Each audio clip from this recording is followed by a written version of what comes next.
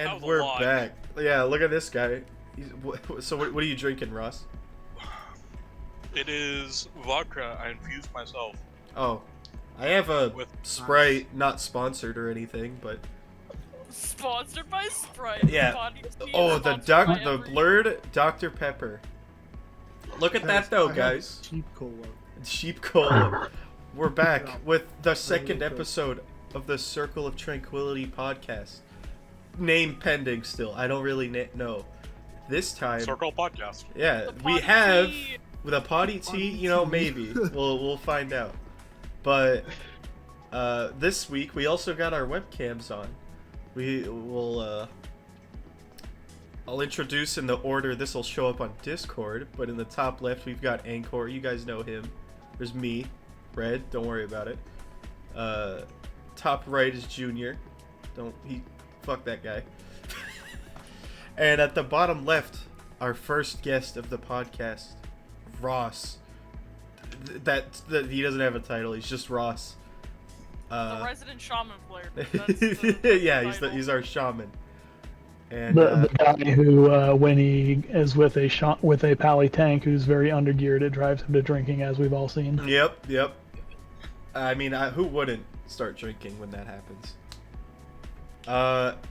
Krazen does not have a mic, or I'm sorry, wait, fucking webcam. But don't worry about it. Just trust that he's probably really hot, and if he turned on his webcam, it would be too much. I wish Grayson didn't have a mic. Thanks, Ross. And then we got another spectator. Don't worry about them. I love the angle though it has, where they're just like looking up at Junior confused. What the fuck? That's good. Sounds For me, they're looking up at Ross confused. It depends. You know, in the recording, it looks like Junior just said some stupid shit, and Victor from Arcane is upset about it. Listen, it's probably accurate. But yeah, we have our first guest, Ross. Would you introduce yourself a little bit? Give us a little background about who you are. I'm Ross. I am the guild punching bag. No one really likes me. I don't know why they keep me, but I play Ellie Shaman poorly. That's true. I mean, he said it, not me. Yep. Just be luckier. Yeah, just proc more Gamble sentence. more. Gamble more. We were talking about gambling last week with the tier sets, but you know what? We talked too much about those. And an update: I'm not sick anymore. It turns out I had COVID, so that sucked. We were recording this when I had COVID, but don't worry about it. Very cool. Nothing new got really announced this week, but we still have a lot to touch on with 11.1. Particularly some Mythic Plus changes. I think the biggest thing is the Keystone Legend, which is reaching 2850 rating now. That's probably just doing all 12s, maybe like 13s and like 11s, or a weird mix between there. But that's like roughly where it'll be. So finally, a reward beyond just 10s for portals. What do you guys think about that? I think it's great. Yeah, good change. You'll. I feel like. Wait, what were you gonna say? It's a nice new pinnacle, but it really won't affect the majority of players. And I have seen some frustration around that, just due to it seems almost unachievable for people who don't really grind out M+. I found it's this weird gap between like every season, you'll have the people that, like us for example, we go for like every 10 for the portals and AoTC, and then we're kind of just done, and there's no reason to do keys beyond that. But now, and even though we play like the whole season, now there's like more incentive and reward. I mean, sure, the reward is kind of mid. I don't know what you guys think about that. It's when you hit it, your account, you can't deplete a key below a 12 anymore for your whole account, which I think is good in the long run. But earlier into a season and on your main, it kind of won't matter. That's what I think. Well, one thing I think it's interesting about it is that it's it's Blizzard listening. I mean, so and I'm not a high key pusher, so tens, Keystone Hero, and then that's usually about all that I ever do. Um, but that may give an incentive to try and push a little higher. And if they're doing it at that point, I don't know. It's just a little bit more that I think that they're giving into what players are asking for. And I think really where this is really going to impact is the people that are really pushing keys, 12 or higher, because really is a pain right now. I mean, I've watched a lot of streamers and when they're running a 15 and they fail a 15, then it's a 14, then they got to push it back up. That's really a pain in the ass. So I do think, if anything, I guess there's kind of some good and bad to it. The good is that, all right, key fails, they just start over again, not even a big deal. The bad is that if you think like the MDI or like the Great Push, if there's not a perfect first pull with whatever percent they need or everything goes flawless, then they just drop the key and or just end the key and then restart over again. I think that could get a little bit tiring, but it will be cool for people who really push higher keys. The only thing I'll add, it doesn't work above 12s. 13. Is it only 12? Yeah, 13s will still be 12. Yeah. Oh, fuck that. Yeah. Never mind. Yeah, Yeah. if you still All right. if you still fuck up a 13, it'll go to a 12. But if you fuck up But a it 12, just won't go under a 12. Yeah, if you fuck up a 12, it'll never go to an 11. Which So is I kind of thought weird. that over 12. Yeah, I thought over a 12 it just wouldn't go down at all. So Yeah, that's kinda cringe. It's kind of weird because by the time you get this achievement, you've basically done everything on a 12 already, so you don't need this. Like you've done it. You hit the mark of finishing everything as a 12. Potentially depleting them or not. But then you just get an achievement, other than cosmetic and just saying you did it, which is cool. I think that's an actual thing people will enjoy about it. Just saying they get KSL every season now if they continue it, which I imagine they would. But the reward is weird because it's you already are here, but I don't know. That's why I think earlier in the season and on your main it kind of doesn't matter, but because it's account wide, when you start to play your alts, right, or just even help your not as great guildies or anything, and you do your key, you'll never worry about it failing because this guy never did a 12 with you before, so now they will learn and you aren't punished for it. I think that's the good upside about it. That will help for our guild, especially, right? Because we do try to help people get the 10s and everything, and try to help people win all the dungeons, and we can just go in on a 4 after we get this achievement, and if we're gonna fail it, that's fine. We can just, it's still I think long term in a season it'll be good, because if you want to lower it, you could just go to that NPC, the panda lady, and you could just make it whatever level, but there's no risk of bringing someone who usually doesn't perform the best later into the season to help them get their 12s or even just 10s, because your key isn't gonna fuck up anymore. And I think that's the nice thing, at least for people like us. And also your alts, if you're pushing on your alt, you're never gonna fail it now, or at least lower. You'll only move up unless you want to go down. So getting crests, especially gilded crests, will be way faster, I think, for alts. So that's a nice thing. But if you only play one character like Ross, this kind of stinks. But then you have Krazen. He has fucking 12 alts, so I don't know. Next season, we're cutting down on the alts. So yeah, that's what you said last time. That's not true. I never said it this season. But yeah, So- that's what were you gonna say? Sorry. I think that this, keys don't reduce. I think it would have been a really great reward for all 10s. And then maybe something else for a 12. And that gives players, who are more casual, who don't just run keys nonstop, they get all their portals, and then they have this incentive to try for all the 12s. Because there's this natural progression where now, if you get to a 12, it won't drop down, so you can keep trying. I think that would be a really good way to push, players who don't normally run 12s into running them. Especially because the Guile affix essentially makes a 12 feel like a 13 almost, actually, because you lost the affix that buffs you, and instead everything is just stronger now. So it's not necessarily the tuning of a 12, but a little harder than what it actually is, and that's like the difficult part about 12s, especially in Season 1, I think. They've been awful. Yeah. Like, it's miserable trying to get to that point. Because right now, the way Guile works is, it's just a flat increase, right? And then it keeps going up for every level or something. And it's only going to get stronger next season. Yeah, but it also kind of got nerfed, right? Because at a 12, it's lower than what it is now. But when it gets higher, like 13, 14, then it, like, yeah. But that's not really important for people like us, I think. So it's kind of a net positive still. So I don't know. I mean, people are still going to push 19s, right? Well, yeah, of course. But, like, not us, so that doesn't matter. It's not important.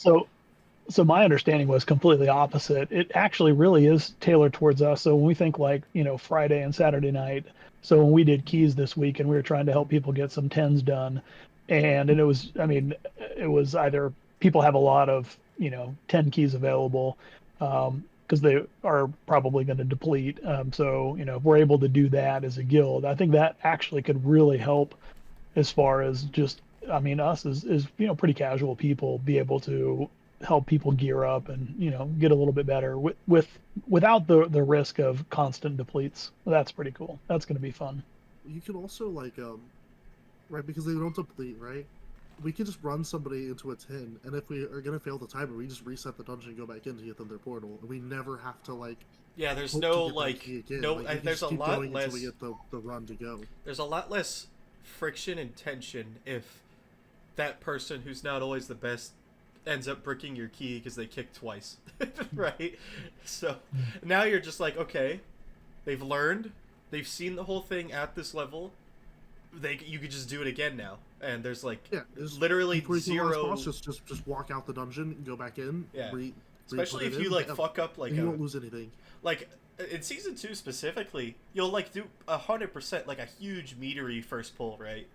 You fuck it up, you could just reset and go again, and maybe you just do it for the fun of it. Who knows? But don't say that, Brett, because we're gonna be in metery all day one day, just doing the first pull, just doing it, and we're just wiping it over. It's like, at what point do you realize your pull just doesn't work, right? No, it's going to work. Okay, trust, man. All right, trust. All right, well, just give me one more hint. The Anchor pull, but in metery. Well, so there's also another interesting part of it. It doesn't necessarily go with this, but it does support this some. So that's the Delves change where Gilded Crest drop from 11 as far as just doing an 11 Delve, or from an 8+ Bountiful. And it looks like it's, at least everything I've seen about it so far, is it's capped at 18 crests per week. But what's interesting about that, there's a lot of people that don't even start earning Gilded Crests until, 8 or 9 weeks into it, and being able to bank some of those, Gilded Crests. And this change with, keys not depleting as long as you get that, the Keystone Legend. That could be really interesting for people powering through some content. It doesn't necessarily change the skill curve, but as far as the power curve, I think it could help with that. I think also when for people that play, I'm gonna use Ace here as an example. That guy's always geared as fuck in the second week. He's capped on crests all the time. I don't imagine this change of the Gilded and Delves applies a lot to him, but I don't know. It's just, it's another option. Maybe you don't have your friends around for the keys, so you're missing 18 somehow. Actually, the number is for every week is a little different, earned per key, because of the changes they made in 0.7, right? Where doing a 10 and a 12 gets you actually more than what it used to. Yeah. So there's that. The number will always change, but I don't know. It's fun, I guess. in the end, it's kind of a weird. Like, I kind of wish the reward was something cooler, because other than like the fact that you did it, it's like, you know, you want to be able to kind of. I think it would be cool if Blizzard had like. I've said this for a while to some people, is like a Mythic Plus version of the tier sets, like a coloration of it earned from doing Mythic Plus, or even just you earn the armor through doing it. I don't know how to exactly balance that. I'm not a dev. But I've always thought like part of the reason Mythic Plus is kind of not liked so much is the rewards kind of just suck. I mean, having the portals is nice, especially when you're a collector fiend or something. I mean, I'm not, but you know, conveniently being able to teleport around anywhere is cool. But usually the mount is kind of the only cool part about pushing keys, and you don't even have to. What is it? All 7s for KSM. It's not that bad, right? Yeah, right around there. It's not bad. Yeah, it's not, like you could do that accidentally, and whoops, you got it. But And, like, I don't know. I've always thought like a recolor of the tier set would work. You know, like PvP gets 2, Raid gets 4, Mythic Plus doesn't get anything, and like that sucks.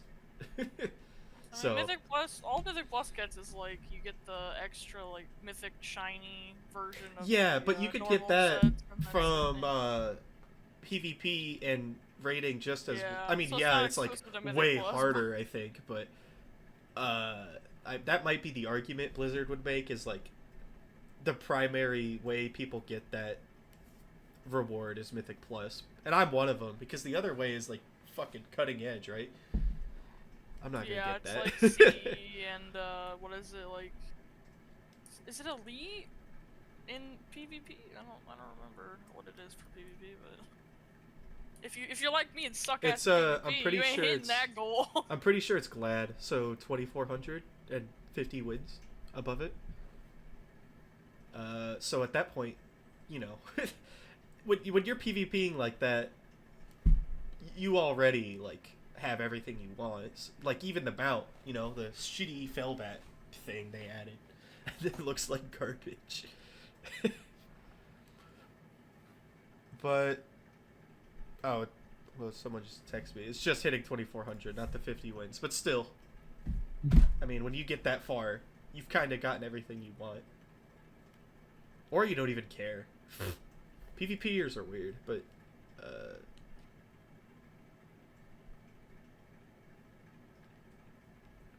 how do you wait, actually, sorry.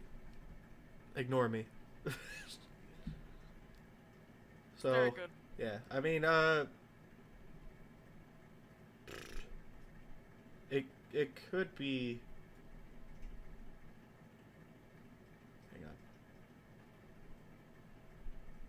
I mean, if they were doing something unique instead of, you know, additional assets, a different weapon would be kind of cool. Or, you know, like a weapon style or something. That could be kind of fun. Yeah, actually, you're right. Like weapon illusions, right? Like enchants. Because yeah, or enchants.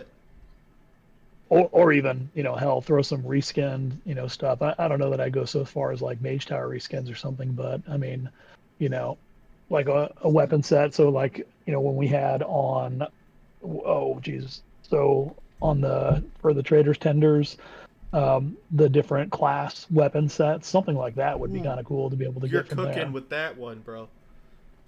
Especially because there's all those tier 2 recolors we never got yet. So, you know, those could be implemented in some way in the future. Yeah, that would be cool. Well, I mean, some of it comes down to is incentivizing. I mean, incentivizing the play for, you know, from a collectible standpoint, or gathering things. I think a lot of people, I mean, just really like keys. I mean, I think of like Sim, you know, Ross. I mean, I hadn't run a 10 really. I think I did 110 before just this last week, and I think I did like, I don't know, like 18 10s this week. And interestingly, I mean, I'm actually really glad to break out of just the sweaty, you know, like 5 to 9 range, which is really tough. I think 10s are actually a whole lot easier than, you know, a 7 or an 8. And I just hadn't seen that until I felt comfortable enough to really dig in and start learning the dungeons, especially tanking and getting better at that. You know, you don't so, realize it until you jump into it. I feel like it just kind of intimidates people. Like, they know, like, this is the max thing, because, you know, that's the portal reward, and then they're scared of it. Like, Jarvan, actually, for example, we were only doing, like, 7s and 8s recently, and he thought he couldn't tank it, but it was fine. Like, he was more than ungeared, and he just hadn't seen the content, but he was fine, you know, there was no issues. He just had to do it.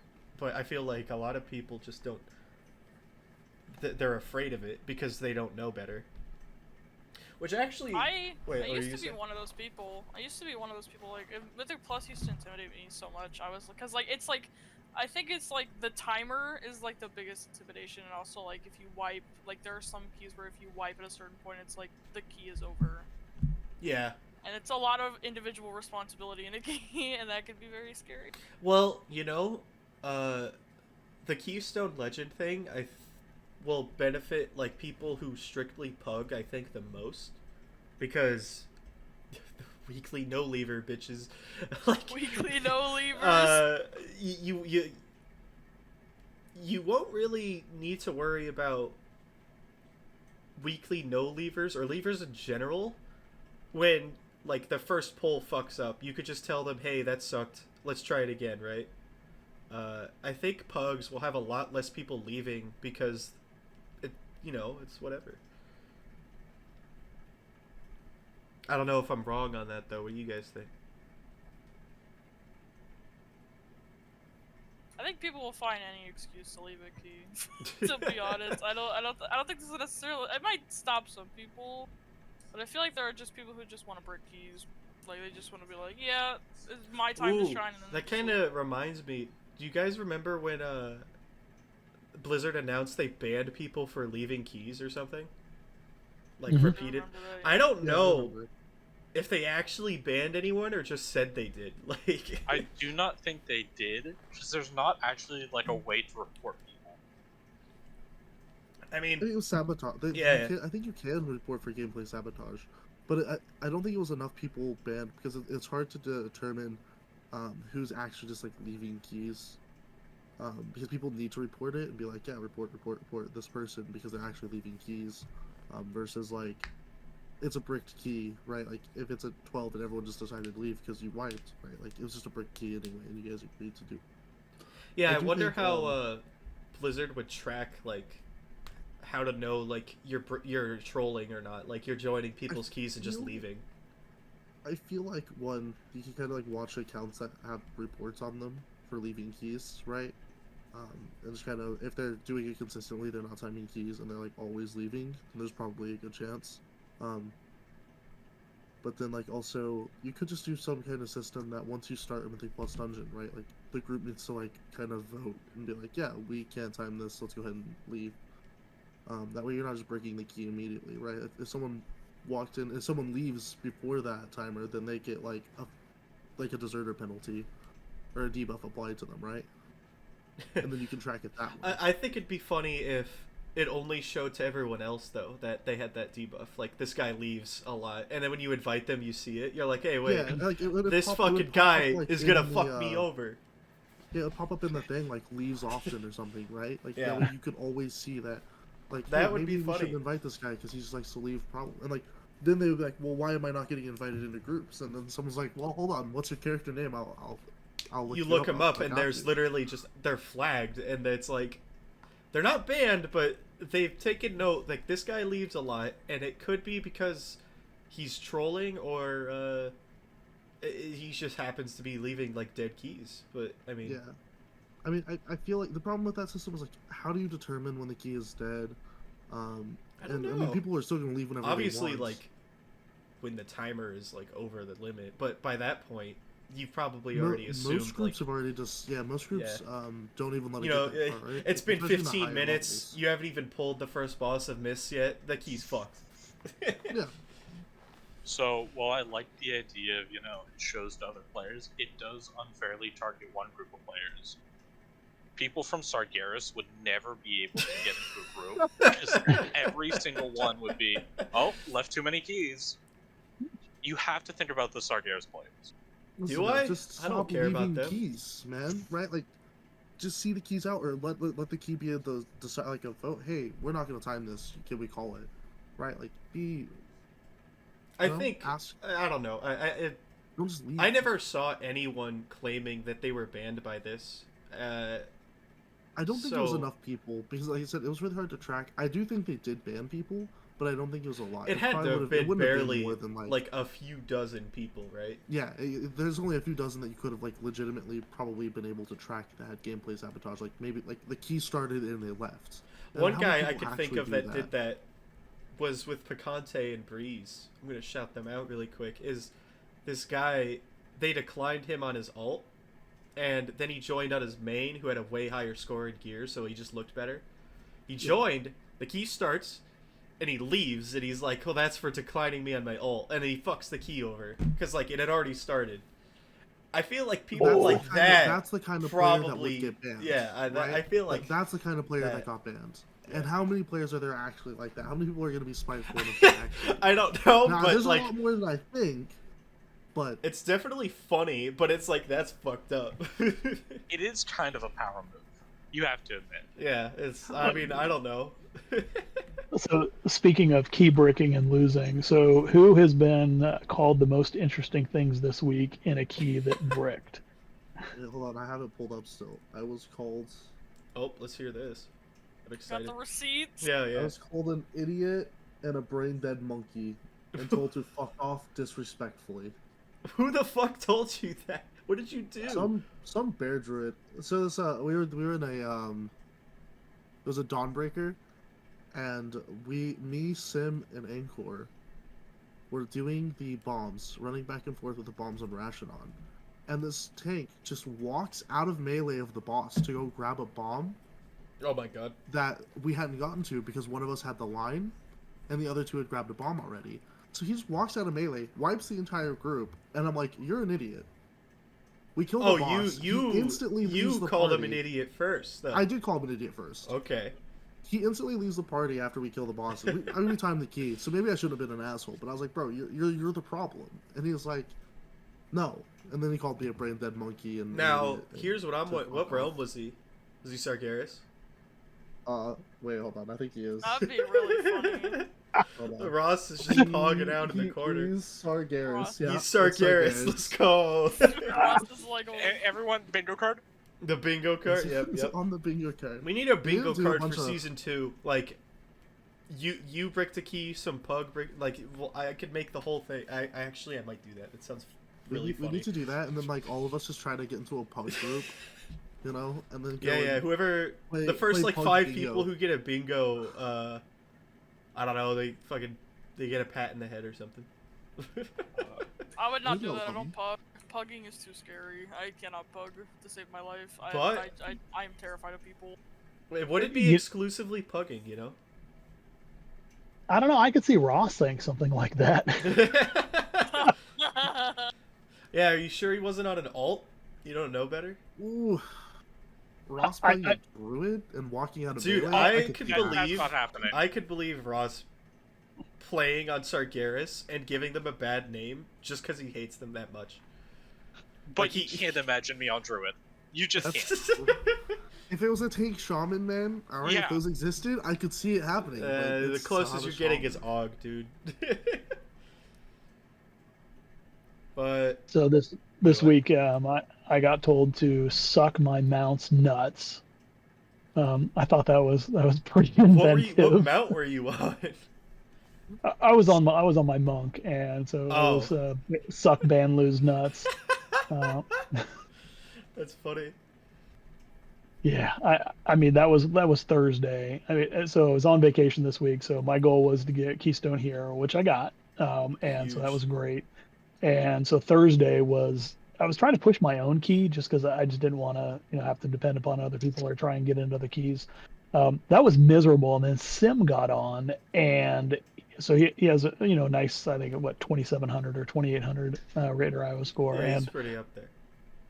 So him as an AUG and me tanking on my monk, he just started applying to tens, and people started accepting us, which was ridiculously crazy. But there's something that I thought was really interesting. With Sim, just someone to talk about with what's happening. I mean, he obviously knows the dungeons really well. He's just, dude, he plays keys like crazy. That was, I think, the biggest confidence boost for me is that he's first off, he's a great guy. I mean, so that's just awesome. He's really supportive, really helpful. Shout out Talk to Symbiosis. Absolutely. I mean, just talking about mechanics.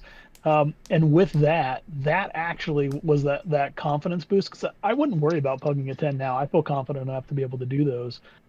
But yeah, and that's something that the game just doesn't do well. The game just doesn't tell you or teach you fail states of pulls or boss kills. It just doesn't do a good job of that. And I think that's somewhere, if there was some innovation in the game that I think could help the average player, is teaching them and helping them how to be better.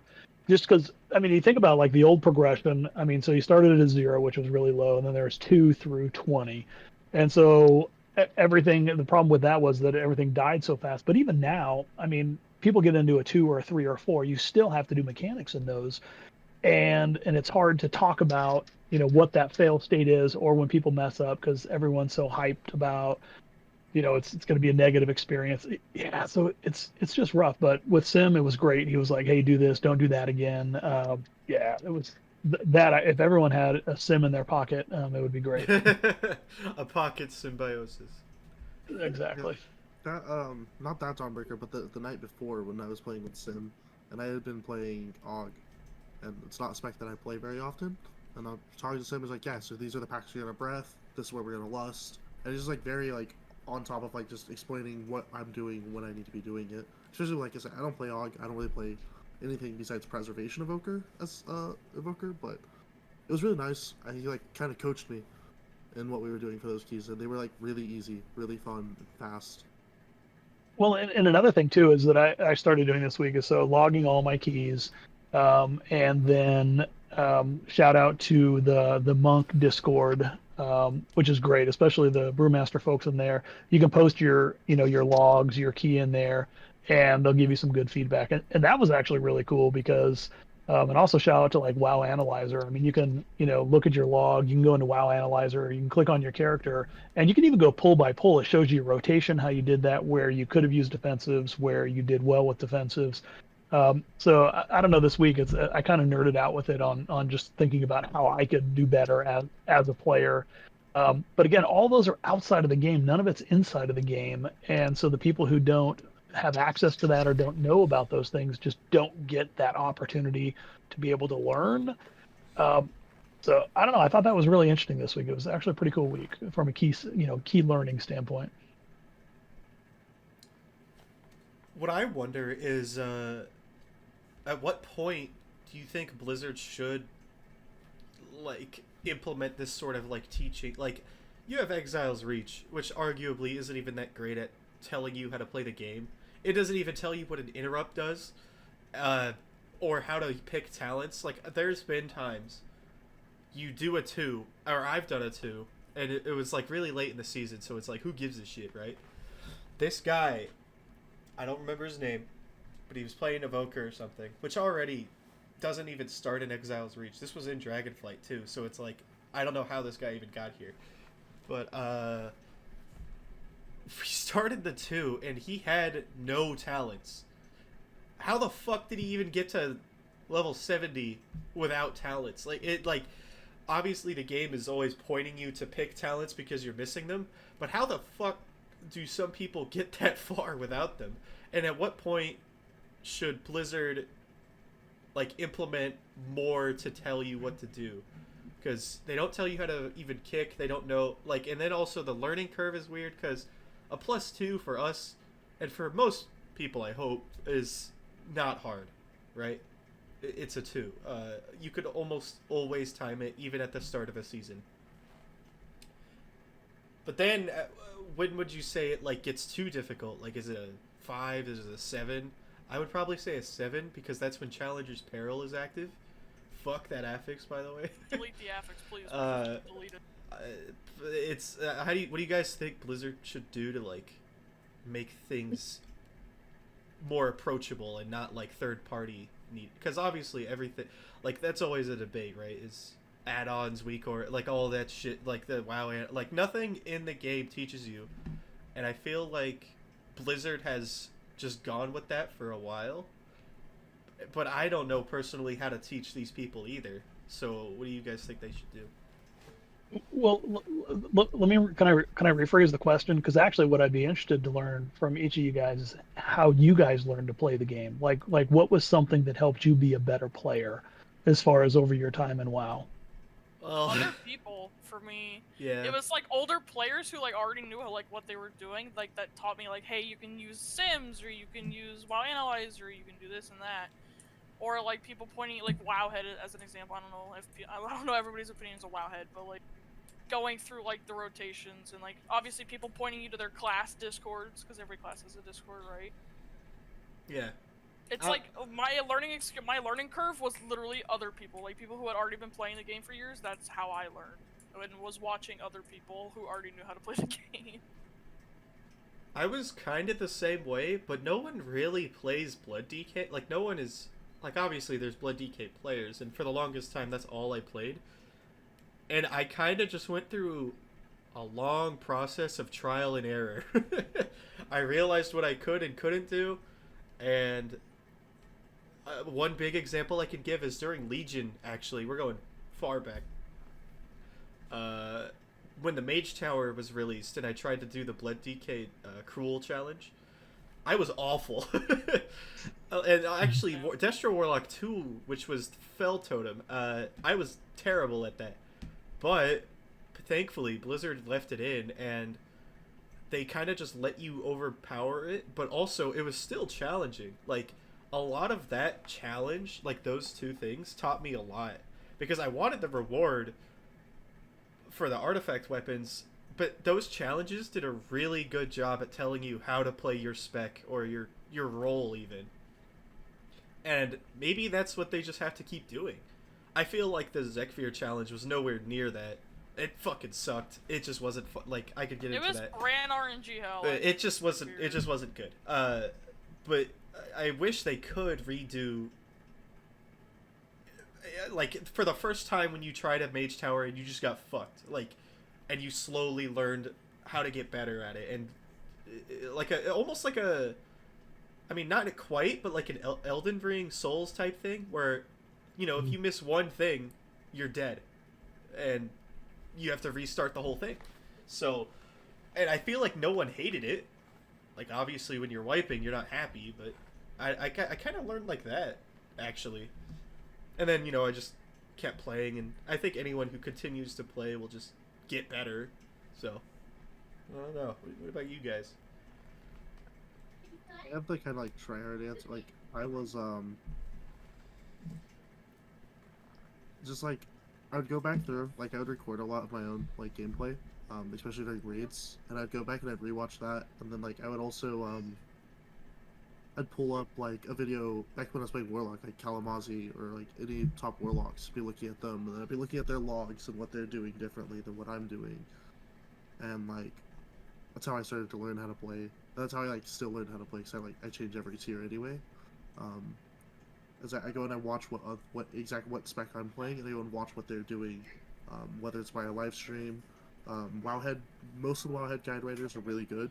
And know what they're talking about. Most. I can't say for all, but most of them are really good and know what they're talking about.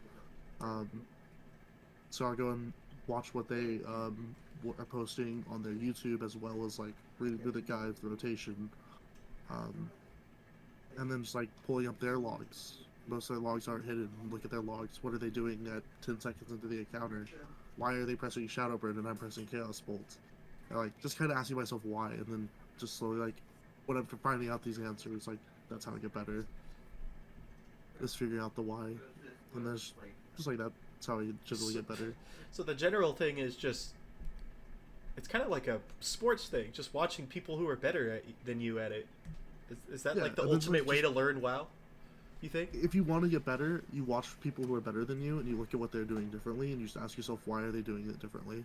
And that's, like I said, that's how it's worked for me. So I generally think that's how it works that's how it should work for a lot of people. But I don't know. What about you, Ross? Ross, how about? Oh, sorry. I just stole Lake's question.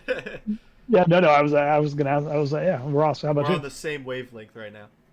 So for me, since I play absolutely whatever, I have very little, dependency on one class, I guess. But the way I improved a lot was actually, at one point, someone was streaming in the call. I was Bread, and I could see that he could see my cooldowns, and when I wasn't interrupting, or when I wasn't using defenses. And I went, oh shit, if everyone can see, then I have to do better. And that was a really big push for me. The avenue from which was definitely through my class Discord. Earthshrine has some really insane people. Not like insane at the game, mentally unhinged. But they love Simmon Shaman. Like, they will sit down and argue for hours. So there's a lot of resource for me to read up on just every minute detail on how my class can be improved on.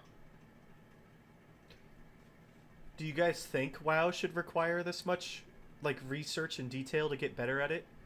Because I feel like this doesn't happen in Classic. Obviously they're completely different games, and you could look up guides for how to play a class in Classic, but I feel like you don't always have to. It just kind of makes sense for most people.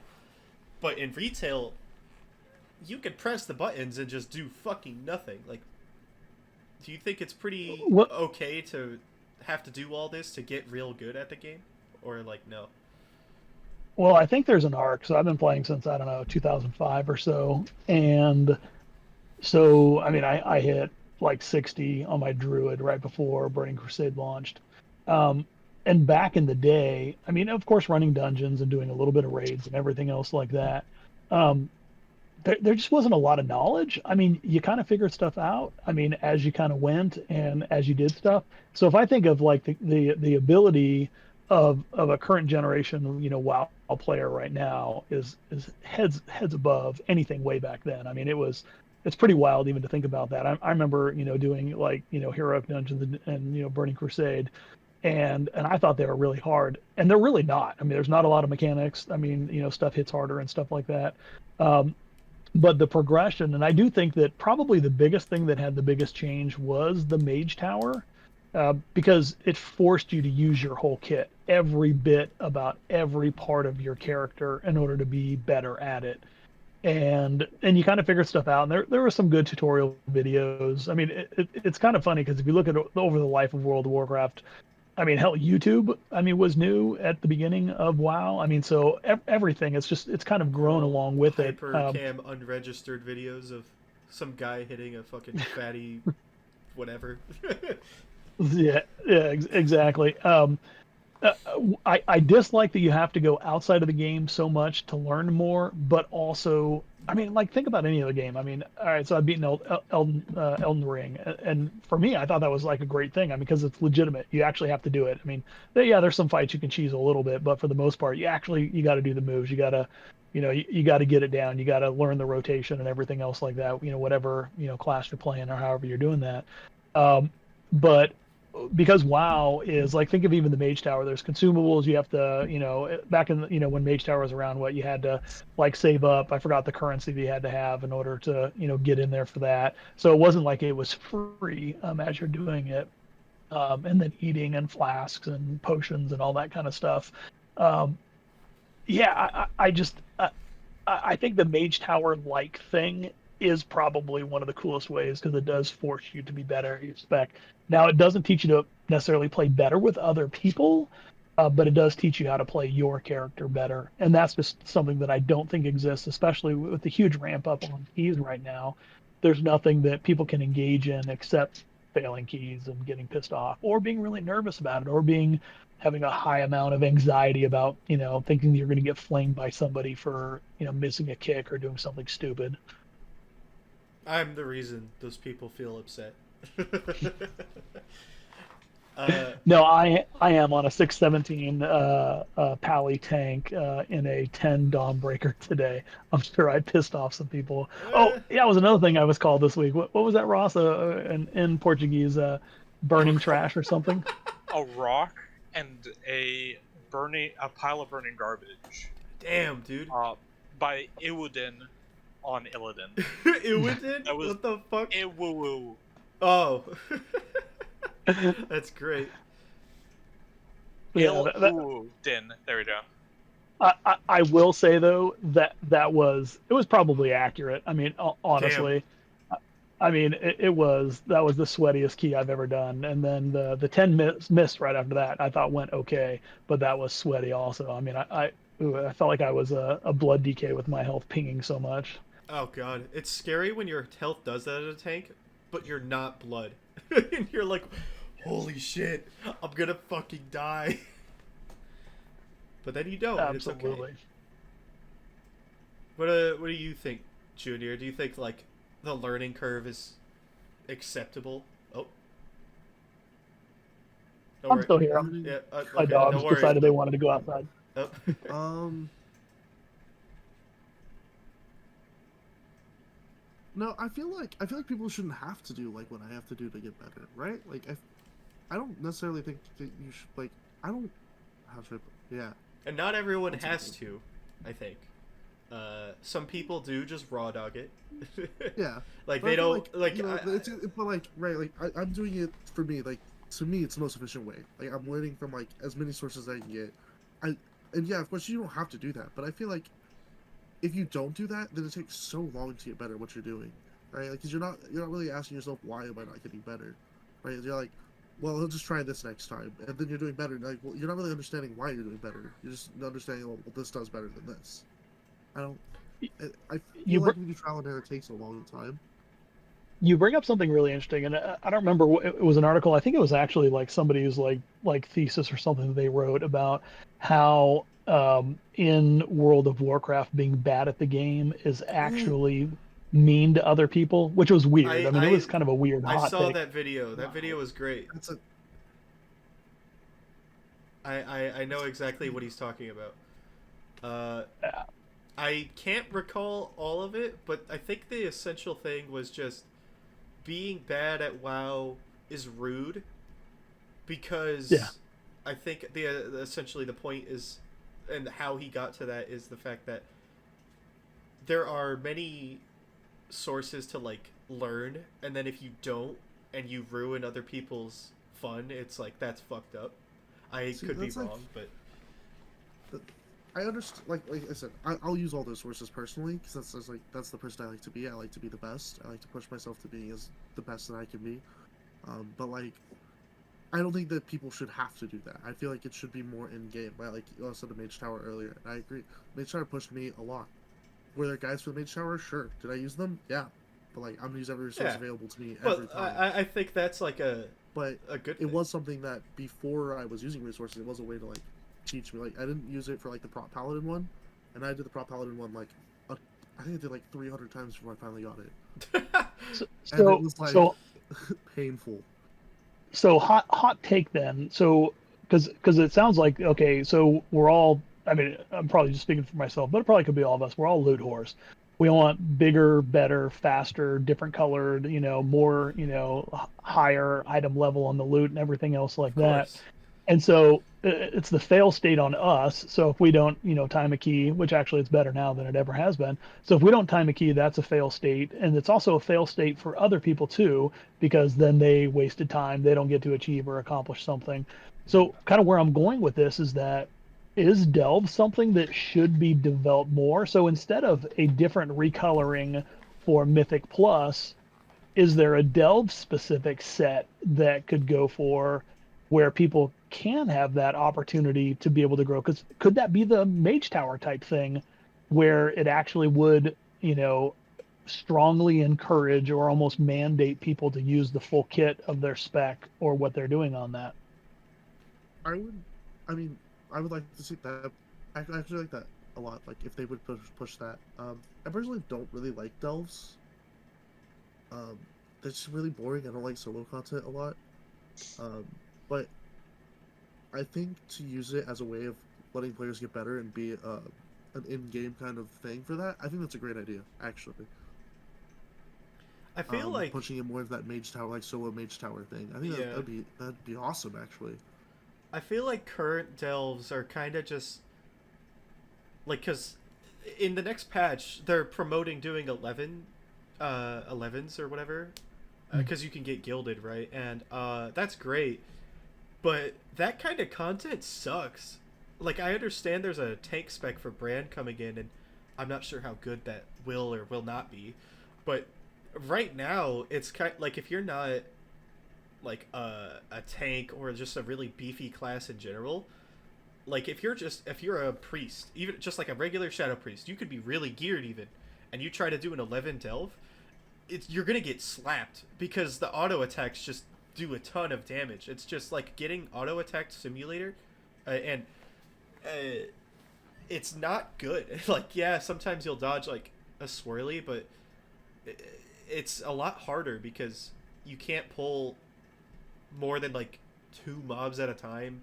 Sometimes you just skip mobs. It's weird. It's not good. Yeah, I actually this tier like alone to unlock the Zekfir stuff, you know, you had to go do was like an 11 or a 12 by yourself. You can do a 10 with lives remaining, I think. Oh yeah, a 10 with lives remaining. I had to sit in call with Krazen and stream it because I could not, for the life of me, be patient enough to do it as an arcade mage. If I pulled more than 3 mobs, I would die during my ramp. It's just and not good. It just pissed me off. I hated it. I don't despise doing delves. I don't even know if the tank spec of Brand would fix that.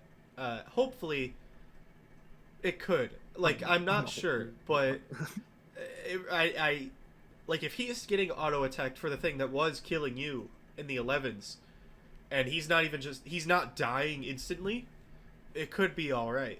I'm not sure, but is it still fun? What kit they're gonna give Brand, like, as a tank? I think what I'm wondering is it still fun to just beat up a mob or like the boss at the end of the delve for like 5 minutes, maybe to some, and while it's accessible to a broader slate of players, it's not good content and it doesn't teach them much. I feel like as much as people meme about like the don't stand in those webs, like the Nerubians thing, don't stand in those webs. I wish he would talk more about telling you what you should do. Like, don't stand in this, interrupt that cast, dodge this, like, and not be memey about it. Like, the way he says it, and when you have the sound on, he always sounds like condescending, and it's or he just sounds like annoyed or something. It's weird. Like, like if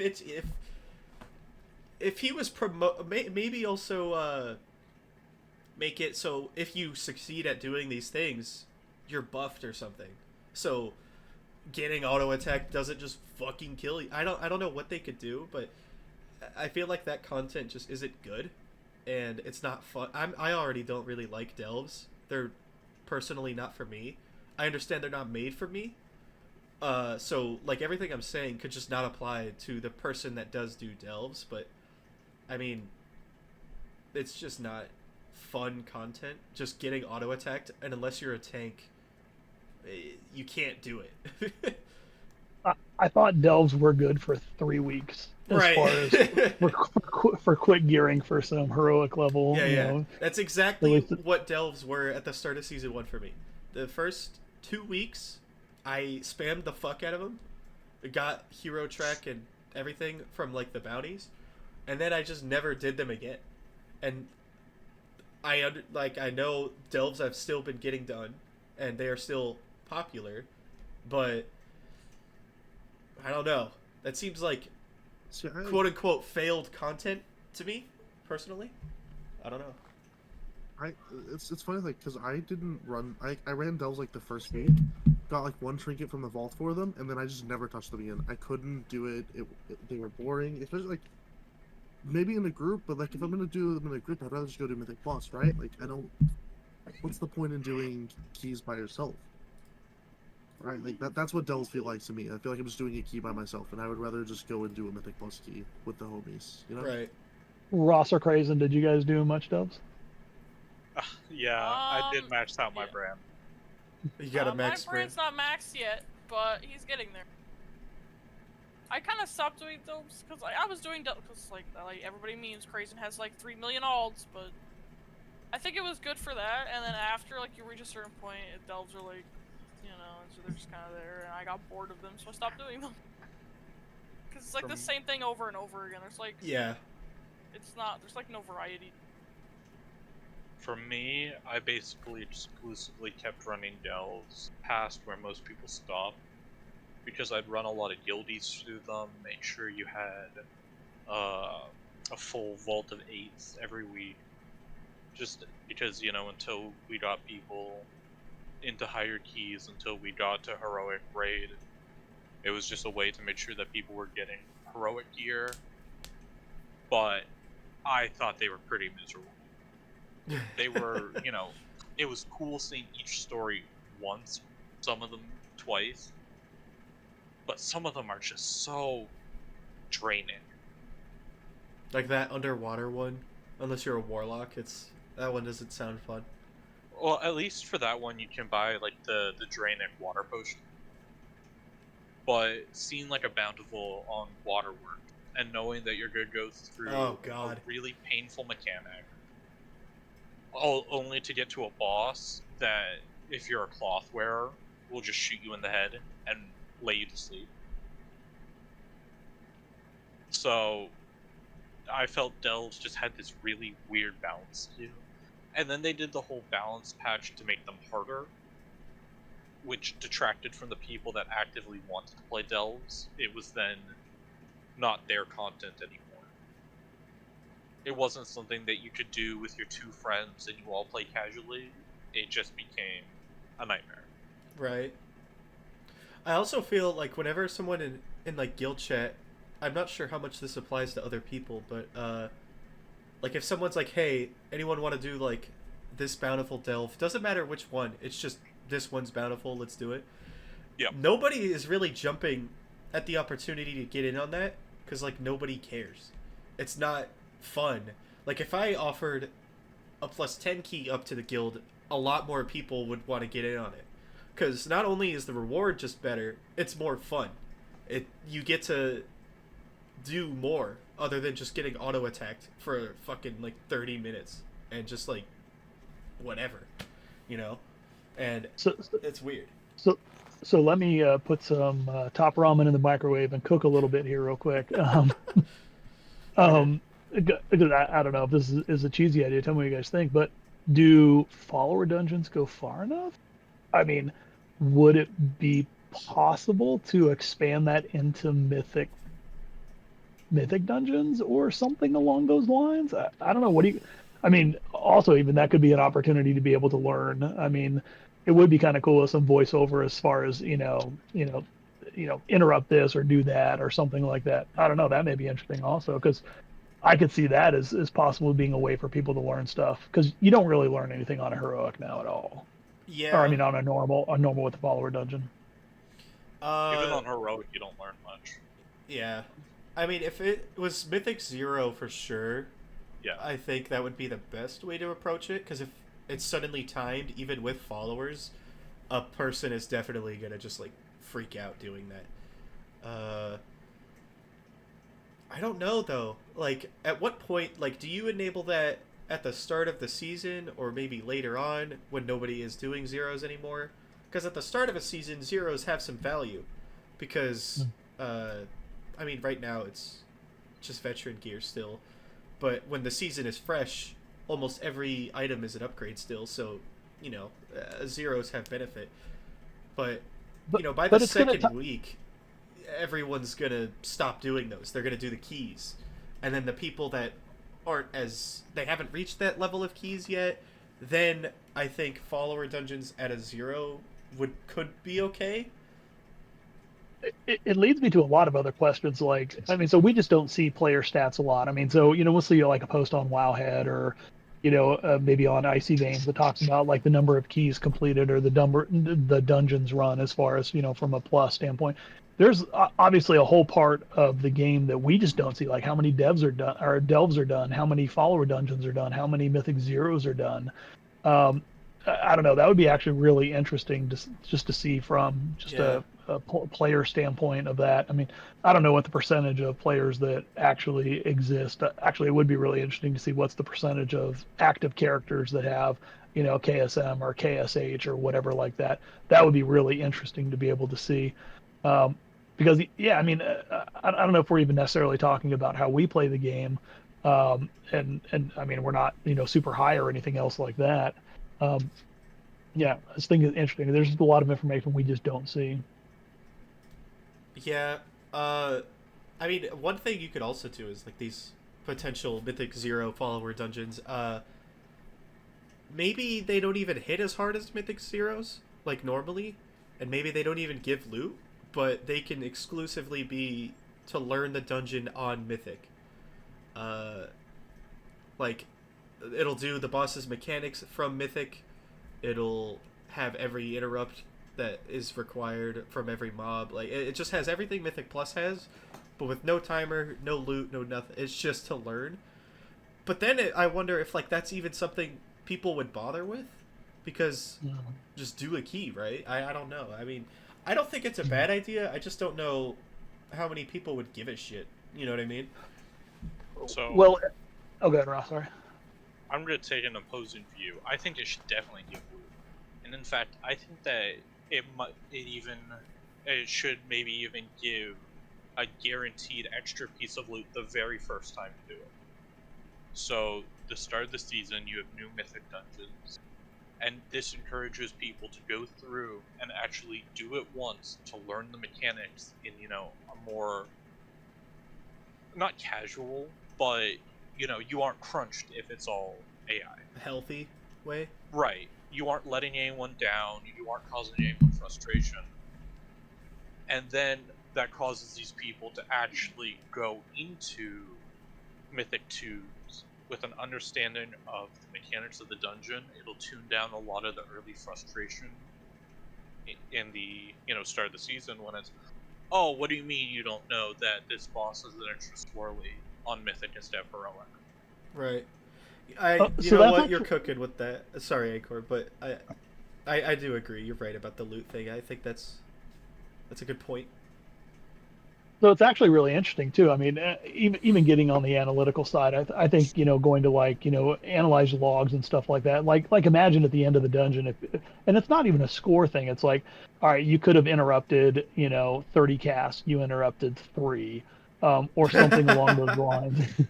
That'd be good. We're talking about average player, not me. Yeah. Oh damn.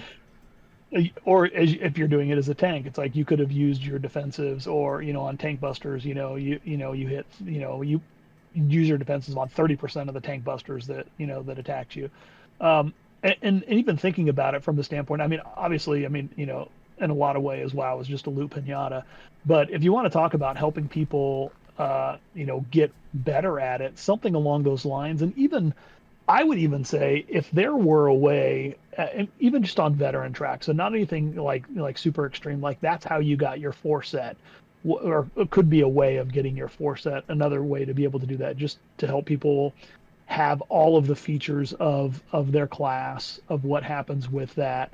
I think there's a lot of people, I mean, I've seen people, you look around people at Dornegal that don't even have 4 set. It's kind of rare now. It's pretty far into the season. But yeah, I mean, something to incentivize, people who may be intimidated by jumping into a key or doing something like that. Anything that they can do with that, it's only going to help people be better. I mean, you look at the thousands of people who play WoW, probably millions of people. I think they're overall better players, but there's still a lot of people that just don't feel like they are comfortable engaging with I think a lot of people think are the fun parts of the game, whether that's raiding. I mean, kind of think about LFR. So it's like LFR, but for keys.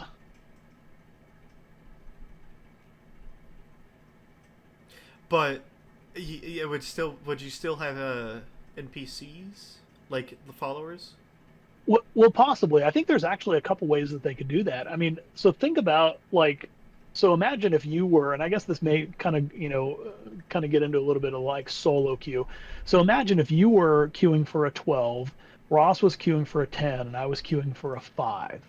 and whatever role we were, it didn't matter. And the dungeon scales to what our input is on that. So if I put in a 5 key for mine, you put in a 12 bread, and Ross, you put in a 10. So the dungeon acts like a 10 for you, Ross, a 12 for you, and a 5 for me. And so it's I don't know. That could be. I don't know. That maybe That maybe that's a. sounds like, while not a bad idea, that sounds really hard to make. Yeah, I think it's really cool in concept, but I think you would end up with a time walking problem, where people will figure out how to be, this level, like you're a max level character, but you're twinked out of your mind, and you just one shot the whole dungeon on a 0. But or I guess 2. But the people who put in a 12 keystone just sit back and watch. You're a 574 item level, but everything is kitted out. You have like 574 4 set, which I don't even know if that is really possible. Like all the gems and enchants and everything, and then you face roll it. It would be also just like, it just sounds really difficult to even code. Like I don't even know if you gave a Blizzard engineer this idea, they would probably just look at you like you're fucking crazy. Like, because that just sounds so complicated. I'm not smart or anything, but that just doesn't sound fun to try and make, so I don't imagine they'd try. Now, that does segue into something I wanted to talk about, which was kind of on that branch you were getting at, which is solo queue in Mythic Plus. I kind of just wanted to ask you guys what you would think, because I think one of the hardest things about Mythic Plus right now is the barrier to entry. Like, even for when you're a guildie, right? Like us, like if I asked you guys to run a key right now, we could. It's pretty easy. Fuck you, Ross. But it's not hard for us. But maybe someone, I'm gonna use Amy and Rachel as an example, right? It might be harder for them to get in, not only because maybe not everyone's on, or like, but also they play hunters, so that like it is a meta thing, like where trying to get into like a 10, and if you're not like, I don't know, for example, an Augvoker, it could be a lot harder than, like, okay, say you're playing Dev and you can't get in keys, but you go Aug, and then it's like way easier just because you're meta. I think that's like what I mean by that. But what I just think pugging is very difficult, and a lot of people just don't try it altogether because they know they either can't get into keys, or they don't want to put up with other people, and just like, or the risk of their key, like even if you run your own key, it depletes because you have some fucking idiot from Sargeras bricking your key, so you're just like, god damn it, what do I do? And I've wanted to pug keys this season, because I've actually enjoyed some of the keys. But like, I'm sitting in queue for like actually an hour and a half, 2 hours. And that's what's crazy. You play mage. Like, I'm 626. I'm a mage, right? And I can play all 3 you specs. You have a good score. All 3 specs. All right. I just want to get my KSH, right? Like just trying to get into 1 or 2 keys, or going for. At one point, I was going for my changeling, or going for the Gale of Shadows, so I can play fire more. Trying to get into groups to get some of these trinkets, and they're like, I stopped signing up for 10s, I started signing up for 7s and 8s, and it's still like, no, decline, delisted, decline. And like, I just, after 30 minutes of it, like, I just don't care anymore. Like, I just don't want to do the key. I don't want to go and do my key because it's a fucking 5 whatever, because I haven't done a key in 3 weeks. Yeah.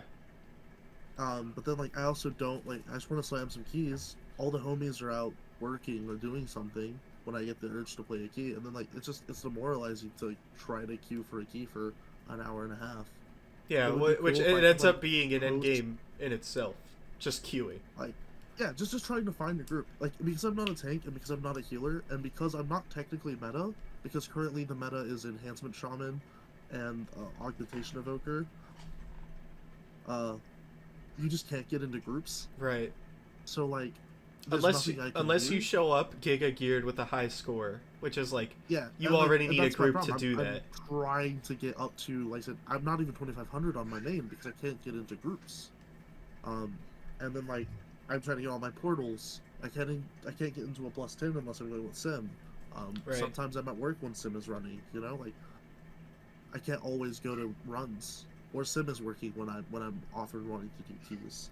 It's like I haven't even done a Siege of Morales on any of my characters over a +2 this season. I've done one +2 Siege of Morales on my mage. God. That's it. I can't get into Siege of Morales on any character. I signed up for a +2 Siege of Morales on my 626 mage and got declined instantly. And I don't see things like this things like this will drive you crazy.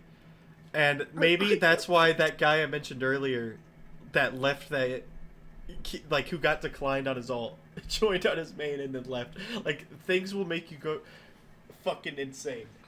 But yeah, I get that. But, like, I play tank, so that life almost never applies. I don't pug, so, like, that life almost doesn't apply to me. But also, like, this could be a separate thing to talk about. Tanking sucks right now, but we'll get into that.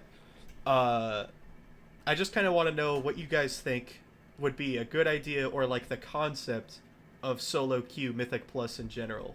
Like, would it work? Like, do you just outright think it's shit? Don't ever do it, or maybe a wiggle room, or just like, yes, full send it?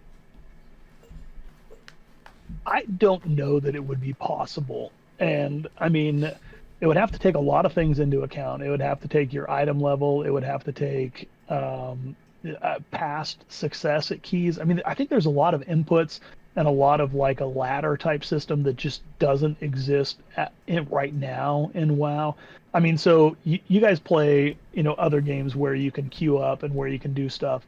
So, and actually, and I don't play a lot of other games. I mean, I play some Diablo 4, but usually just, World of Warcraft or some like Elden Ring occasionally and stuff like that.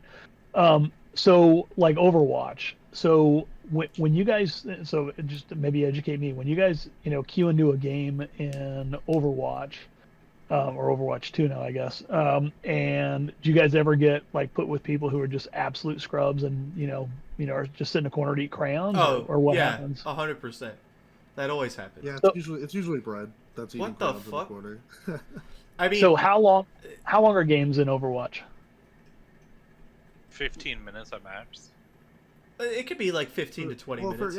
For quick play games, they're 15 minutes max. Oh yeah. Like, I think we should talk about it in the competitive way, because Mythic Plus is competitive. I would say competitive ranges from 15 to 25 minutes, depending on like how long it's going on. I think it averages probably about 15 minutes.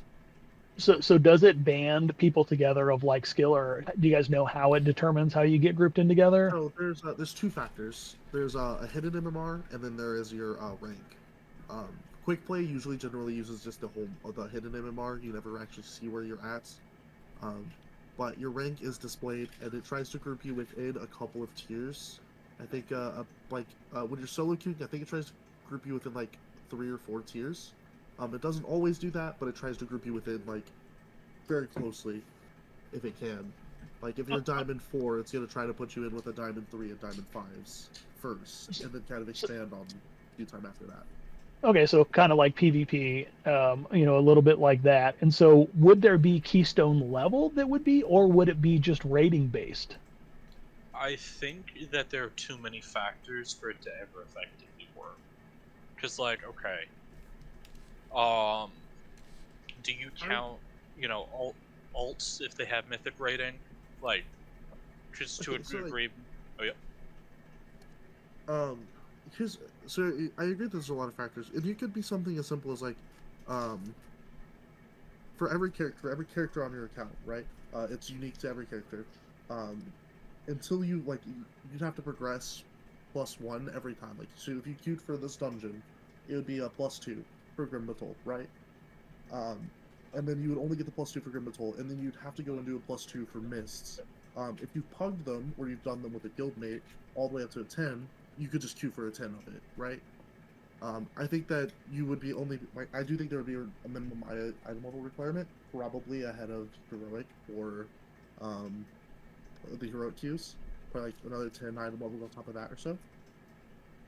Same thing with like LFR, where like you just have more item level required to enter a queue, and then maybe they can just increase the item level requirement by 2 or 3 per keystone level, or maybe not even at all. Maybe like it jumps up like from 2 to 4, you can say it's the same item level, but then from 2 and 3 would be like the same item level, but then 4 would be up 2 or 3 more item levels. It would be slow, like at first, like getting the keystone levels up there, but I think that overall it would just, I think that would be people's gripe with it, is it would be too slow at leveling up your keys and doing it solo. But like, is that any different than trying to pug for an hour and a half and not getting invited into groups? I think this idea would ultimately do is you're at least getting 1 or 2 keys during the time you would have been applying. Maybe they're not the best keys, but at least you're getting keys. You know what I mean? Yeah. That could be like the selling point. I think the best way to approach it would be based on your rating. Like, you can have, say, 2K rating, and then you can queue for 8s, right? But before you could do, like, yeah, sure, you could have a 2K rating, but you should also have that item level required, because you could have been boosted in non-solo key queues, or solo queue keys, sorry, say that fast. Right, that's what I'm saying, that's where, like, getting the item level would also be important. So you need 2 gateway, you need to break 2 gateways, the rating and getting your characters to that item level before you're allowed to just solo queue it. See, I don't necessarily like having to break both of them. So I want it to be a way of like getting your rating, right? Like I would like to just log into my mage right now, and being at 630 item level, press I, click Siege of Borealis +10, and click join group, and then sit in queue for however long it takes, and then just get teleported into the dungeon with the key about to start. Like, what I want. That's another thing. What do you think? It should be acceptable to just queue for the dungeons you want, or rather, it just throws you into one? Because one thing to account is queue times. Like, I'm gonna use solo shuffle as an example. If you want to solo shuffle for, which is, for those who don't know, solo queue 3v3 rated in arenas and PvP, the queue times for DPS are fucking insanely long.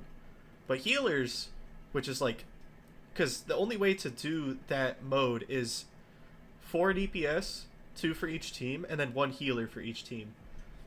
There's plenty of DPS willing to do this, but little healers. So what I wonder, what if a solo queue Mythic Plus thing existed, is would you just have a ton of willing DPS, but no tanks or healers? And then, like, you're just sitting in a queue just as long as you would have been applying for dungeons. I don't know. And, like, maybe if you got rid of, like, the picking a dungeon thing, the queue times would be shorter for sure, but also that could feel bad. Yeah, but if I don't get to pick, if I, queue into a city of threads with I'm killing myself. Timmy 2 time first. This is his first time running it. Oh boy, runs into the first boss, dies immediately. This is my first Ruby Life Pools, by the way. This is my first Ruby Life Pools, by the way. I'm just unplugging my router. It's a fate worse than death. I think it wouldn't be crazy to implement some sort of system that, like an FF, right, from League, where you can choose to leave the key and nobody's punished, but just everybody has to agree to it. Maybe that's stupid. That's what I'm saying for, I don't know. Keys as well, right? Like, to punish people that are leaving a perfectly timeable key. Yeah. Just because they want to leave, right? Like, I think that vote system could be implemented first into the solo queue, and like, I mean, the random dungeon would kind of piss me off, but I would be more okay with like just clicking a level and then clicking queue. Yeah. And just getting into keys. I think that would be the best way to do it. That's fine for me. I just want to play keys and have fun and do something. then It I'm, made- Go ahead, Roth. I'd 100% be macroing FF to Ascendance. Every 3 minutes, you just see the vote pop up. I was actually thinking that's a way that Blizzard could like sneak in like the followers, so you get like a follower healer that pops in there, and it's like, oh, that meme of "Hello, fellow teenagers," and it's just this like, bot that has no idea. Like, it's in a 12. It's just not knowing what the fuck is happening. Bro, you get a priest bot healer, and it just doesn't PI anybody but itself, and it has the PI talent. I lose my shit. I would that would be so funny, though. No, wait, no. It would whisper you 300k for guaranteed PI.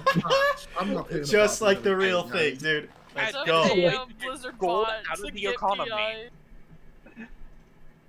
It's a gold sink. I think it'd be so funny you trade it and it just doesn't PI you. It just gives it to like the tank. Or then it whispers you, "Let this be a lesson not to trust strangers in a dungeon." Turns out run. it wasn't a bot the whole time. It was a guy pretending to be one, and you fucking fell for it. What do you think, Crazen, about the idea of solo queuing in Mythic Plus? I'm basing this off of my experience with Solo Shuffle, which is not great. Just for the record, I just don't think it would work. It would be something like if it got implemented, I would not touch it with like a 20-foot pole.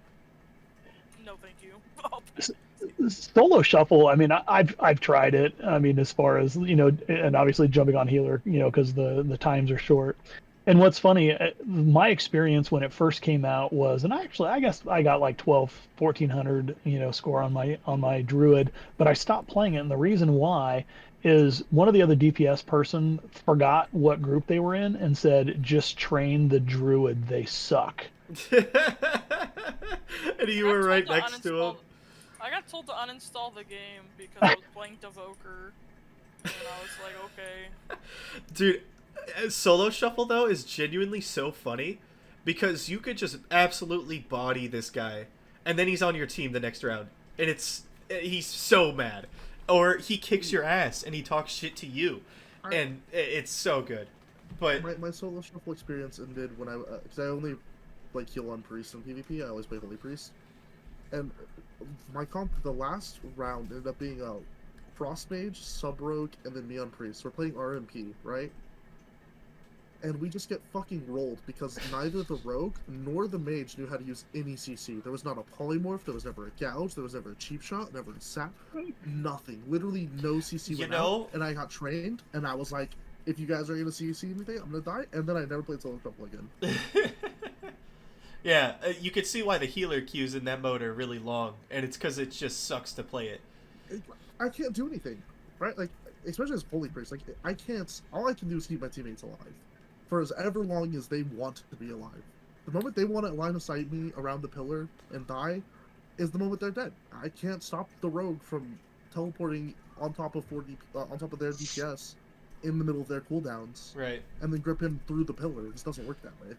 Now, that actually brings up an interesting point because you had an RMP team, which is like traditionally just one of the best 3v3 teams ever. Yeah, I've actually played like an insane comp. A problem that could arise with a solo queue Mythic Plus is you just get the most dog shit comp you've ever seen. Like you load into, say, Grim Batol, requires quite a few kicks and stops, but you got a Shadow Priest, a Boomy, who else has a long kick? A Warlock, like a fucking Holy Priest, and maybe a Blend DK. And maybe everybody does insanely good damage. You just have no fucking kicks. You have barely any available stops. It's just, you just don't have a great comp. And now you're in a 10, presumably, trying to do this with like people you've never met. And I feel like that could fuck it over. Because I think the difference between doing a 10 with like really good specs, even in a pug, like say, okay, you do a 10 pug Grim Batol, and you invite Frost DK, fucking Enhance, Prot Paladin, what's the Resto Shaman? Is that the... or no, right, it's Disc Priest. Yeah. It's Disc Priest. Yeah, well, you invite like the crazy, an Augvoker, right? Like craziest comp you could have right now. You just floor that key because everybody knows what to do. But you do the same key with the same people, just all different classes now, and like maybe bottom of the barrel type shit, like fucking BM Hunter. You guys know the classes, but it's just a shittier experience because you lucked out. But is that a problem with somebody's class? Or is that a problem with the design of the dungeon, right? Because that's a good point. They want every spec to be able to go into a +10 at a reasonable gear level and be able to time it. No matter who you're queuing with, no matter who you're going with, as long as you were good enough, you were supposed to be able to do a +10 with whatever comp you have. As long as 1 tank, 1 healer, 3 DPS, right? Like, that's what they strive for every dungeon.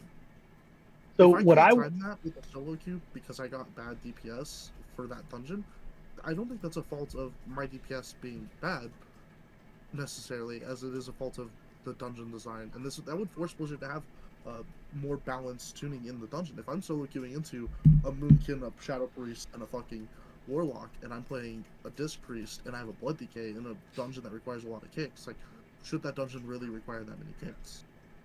Well, I think it hits on something really interesting. I'd love to be a part of the discussions. I'd love to be sitting at Blizzard talking about, dungeon balance and, as far as what their, target, engagement type is. But it hits on something that I think is part of what's going on with WoW right now as it switches to more seasonal content. So Ross, you're an example of a player who you play, whatever. If like next, if like the guild or, for raiding or whatever, mage or whatever it was, you wouldn't necessarily have a problem with it. Now, I've been playing the same druid character since 2005. I mean, I don't know, it's kind of weird. I mean, there's a part of me that's a part of my identity. I mean, as like a player and as a gamer. But as WoW kind of goes a little bit more towards that seasonal type content of some things just are going to suck this season. So, all right, well, I'm not going to play that. I mean, and I keep, a bunch of different tanks. So I have my, I have my druid, I have my monk, I have a demon hunter, I have a paladin. I mean, so just in case one of them is good, then that's what I'm going to play. But there's a lot of people, like I'll use my wife as an example. She's been playing since 2005 also. She doesn't play as much now, but because things just aren't as approachable, and she's a BM hunter, and that's what she's played since 2005. And so, for her, the game has outgrown what her type of enjoyment was of, whether it's pet battles or doing dungeons occasionally or whatever like that.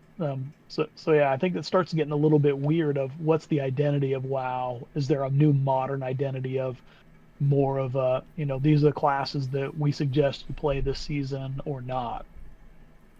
I think it's just because it's not even just WoW. It's like just a gaming thing, right?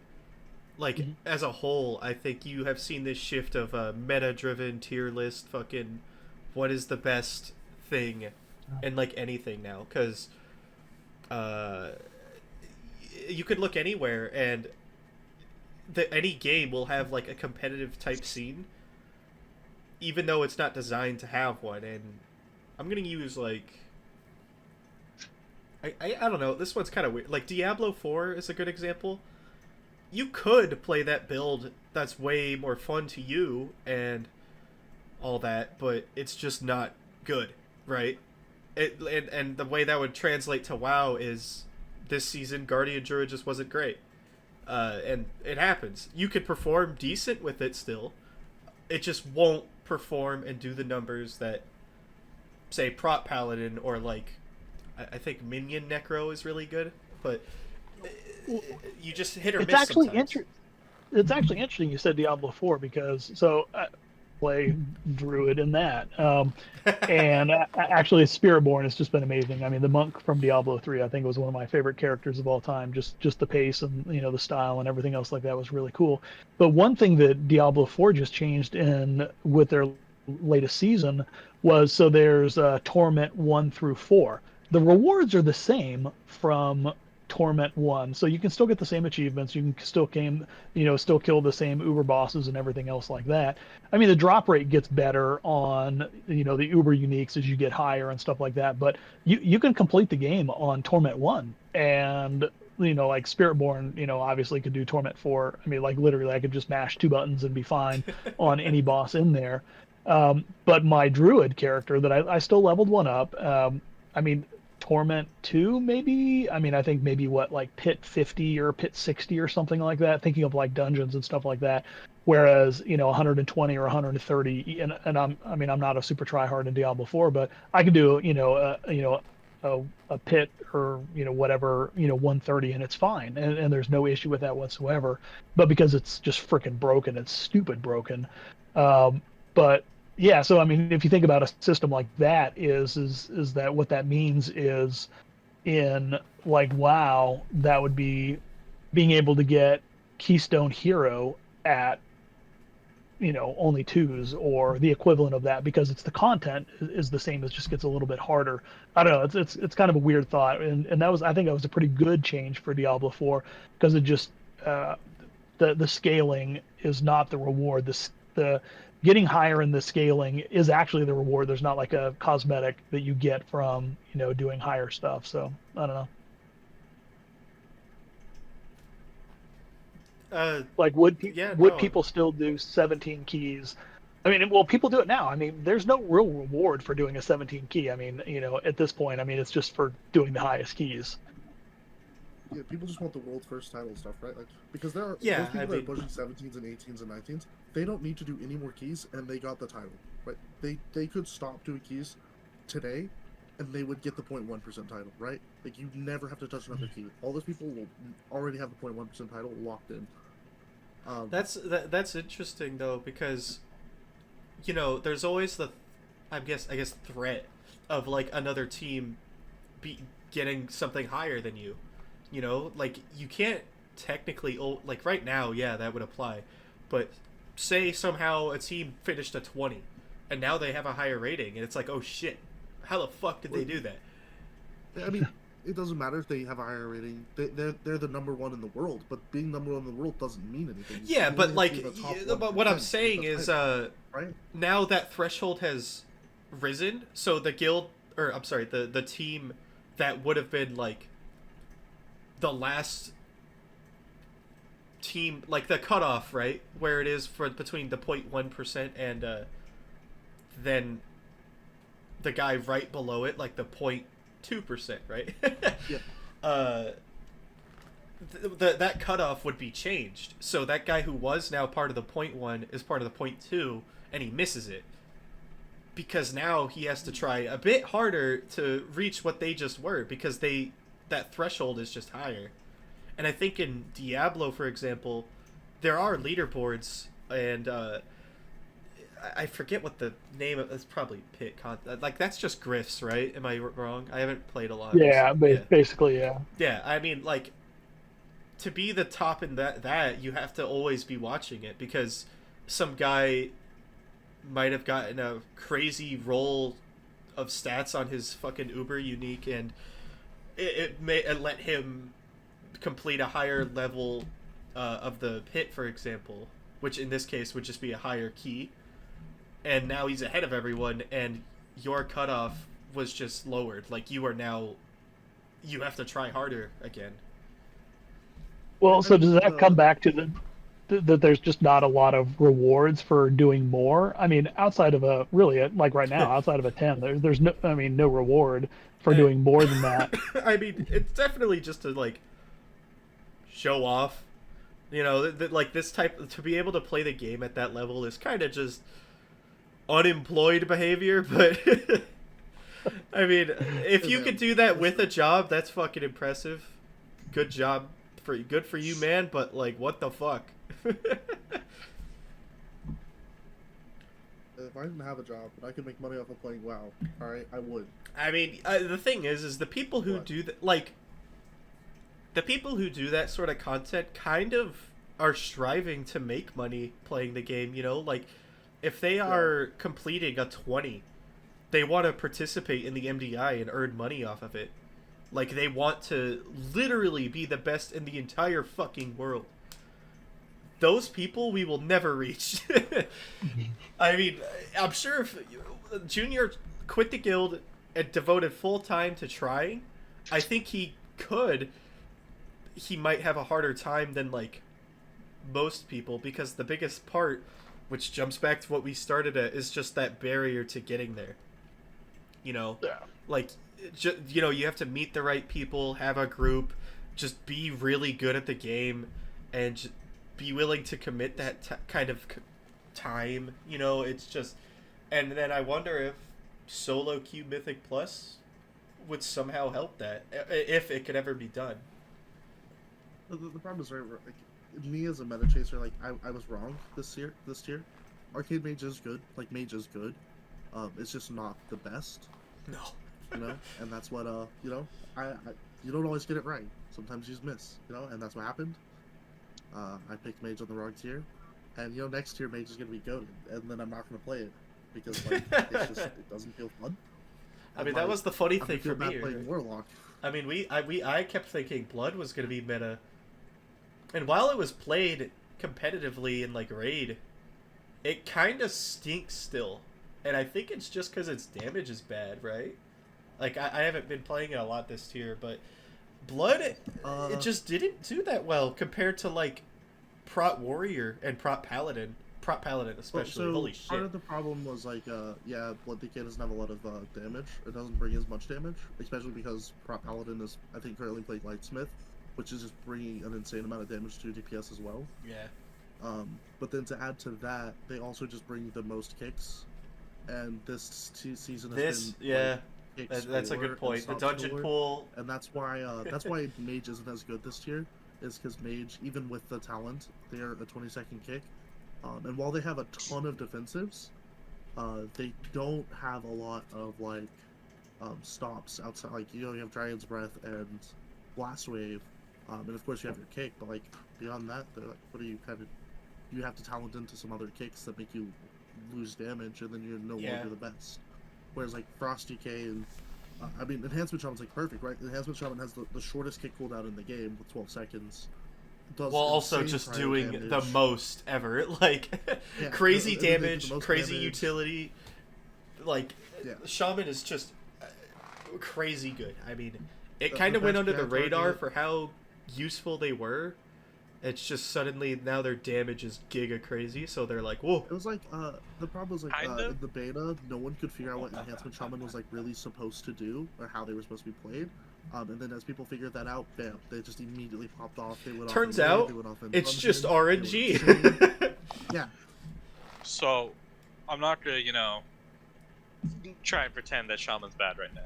However, one of the big things is Shaman is absurdly high variant, to the point of the elemental Shaman variants can fit entire classes within its highs and lows. I know I got really lucky, you know, being told to play a good spec, but I think that a lot of the good specs. A lot of the good specs this season, haven't felt that rewarding. A lot of them felt good, not for high levels of skill, and obviously this is true for all. A lot of them just ended up there, and no one really knows how. So is the meta driven by actually how good they are? Because I mean, like break the meta. I mean, so there was that. I was looking at some of the keys and some of the group compositions that were done, and as far as some of the rating from those groups, you know, recently on Raider.io, and I was really surprised that there's a lot of really high scoring groups that weren't meta. So is the meta just kind of bullshit? I mean, to an extent, ways? Yeah, of course. Yeah. Like, you could always just play what you're best at with people that are playing what they're best at, and you will do well. You can still push like I don't think you can push like the 1% keys right without playing the full meta. Yeah. But you should be able to push. You can push right up next to them. Like, you can still be at the top. You can still get the time. I think the point. I think the thing that people will take away is it's harder to play a class that isn't as good as what's meta, so they would rather not have something harder, right? Like that. For example, if you want to do a 12 and Krazen's like, I'm gonna play Dev, I'm like, no, you're not.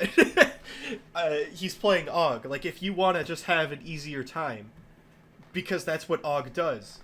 And, like, for example, like, what if we invited Ace here to do a 12, and he's like, I'm gonna play Unholy. It's like, first of all, what the fuck? Like, Frost is just really good. So it's, you would rather just have a smoother time, and, like, I think that's what a lot of people just gravitate towards, no matter, like, if they want to play what's they like or not, right? I mean, some people do it no matter what, which is always okay. My favorite like argument back to this is an Overwatch thing, right? Do you remember when GOATS was meta for like literally 2 years? Right? Everybody does. If you played it. Did you ever play GOATS in Gold or Diamond Elo? And then you got rolled by some team that was just playing 2-2-2 because you have no clue how the fuck to play GOATS at that level? I see what you're getting Every at here. Game. The point is, right? Yes, you can play what's meta, and it can go great, right? Like, it's smoother, it should technically be easier, but if you don't know how to play those specs, you don't know what you're doing, and you're kind of just guessing, you might as well just be on mains, right? Like, why are you playing an ult that you have no clue what you're doing on? That's what happened in Overwatch. That's why, like, in Overwatch, the reason why they ended up forcing 2-2-2 was because the variance between, like, the 1% is just always going to play GOATS, because it's the best, no matter what. And there's small variations to it, right? You'd play GOATS, and then you'd trade out one support for a Sombra, and then, like, that was it. Because Sombra was just insane. But then, like, you would still just play the base of GOATS, and then GOATS just went crazy at the 1% level. They were always playing it. And then everywhere else, people tried to replicate it, and they were just getting destroyed by 2-2-2 or 1-4-1, right? Like, you would just get destroyed because you don't know what you're doing into those other compositions, because you don't understand what's happening. Yeah, you're kind of expecting them to also be GOATs. Right. If I started playing Enhancement Shaman right now, was logged into Enhancement Shaman, Crazen logged into Frosty K. Well, I guess Crazen would be the AUG Evoker because he's a resident Evoker player. Ross logged into a Frosty K. Right, you log into a Disc Priest. You've never fucking played Disc Priest in your life. And then Anchor logs into the Paladin. We go and try to do a +10 right now. We're gonna fucking fail. You know, you're not wrong. Well, okay. Only because Brett's healed. Okay. I get your point, though. The actual point is, like, we can't just go into that, like, one, our characters aren't geared enough, but, like, two... Well, I think in this... same understanding that the 1% do. I think in this idea, we would all have the gear necessary, but now you just have to apply yourself. Yeah. And I mean... I think I could play... Fucking Anchor was just playing Prot Paladin with an Ellie Shaman, right? And a 10 Dawnbreaker or something. And from what I heard, it went great. Nothing bad happened, and it was perfect. It's like, well, the point is, like, even if we all swapped to meta and played right now at the same gear level, would we be able to perform at the same level as, like, Krems and Kira, who are pushing literally 19s and 20s right now, right? Like, yeah, no. Well, the only thing do a 12 easier, maybe, but like, meh. So the only thing that I'm gonna say right now is looking at the break the meta. So the number one spec on scoring for it was a BM Hunter. Listen, dude, Hunter is not as bad as people think. We just, you know. Oh, I'm sorry. No, it's a marksman hunter, and then a rogue, and then a druid tank. The top tank was a druid tank, but I mean that's squishy. So, Wait, what what was played or? Yeah, the characters. Yeah, okay. I mean, the thing with the break the meta is they determine what is allowed to be played based on the popularity of classes during the season. So, even though Resto Druid isn't amazing in keys, it was very popular still during the season, somehow, and was considered meta, so you couldn't play Resto Druid. So, again, the reason why Resto Druid was actually, like, one of the top ones, like, in the like, higher scene of it, because, again, we had this comic. I think comparably to Disc Priest, it just wasn't close, though, right? Or am I wrong? So in, like, in pushing, Disc Priest is easily the best, right?